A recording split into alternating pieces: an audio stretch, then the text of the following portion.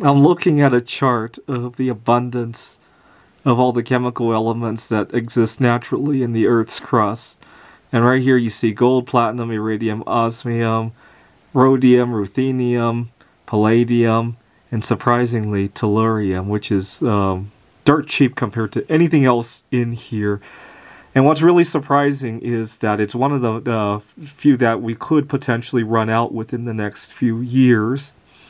If you look at how much tellurium we need in solar panels, for every 2-foot by 4-foot panel, you need 8 grams of this stuff. And look at how much we produce every year. India, tellurium, we mine about 2,200. That's less than the amount of gold we mine, right? Now imagine you needed 8 grams of gold per solar panel, right? It would be an expense, but it would still be negligible compared to the cost of the whole panel, the installation, and all that. And plus, it would last, 25, 50 years. And at the end of it, you can recycle it anyway, right? So tellurium could go up a lot before anybody really switches from solar panels, which is why I really like it. Because right now, you can buy a kilogram of tellurium for about $100 or so, depending on how much you buy, right? If you buy it in bulk, probably even more. The only thing that's kind of unfortunate about it is that the average consumer probably doesn't have the right equipment to cast it. I wouldn't recommend melting it down because it oxidizes. You probably want an inert atmosphere to do it.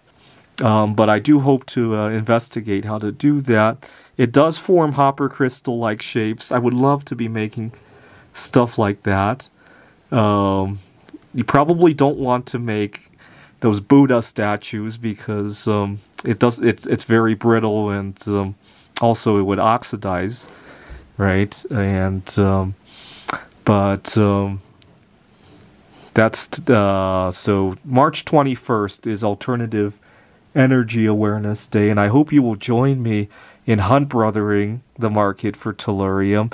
I can't find a good number for how much we have above ground, but if you do a rough extrapolation, it was only discovered 100, 200 years ago, and we've only been mining 2,200. There's probably less above ground tellurium than there is gold, and a lot of it will actually be used in solar panels, right? Now, people worry that if tellurium becomes gold, what about like theft of solar panels? I gotta point out something though. The amount per panel was still pretty low. It's the overall demand from all of the panels. That would be akin to trying to steal gold-plated jewelry just because you think gold is valuable, right? So tellurium will go up a lot, but the solar panel industry probably won't even feel a blip, which is why people like you and I who buy tellurium bullion will do very well, in my opinion.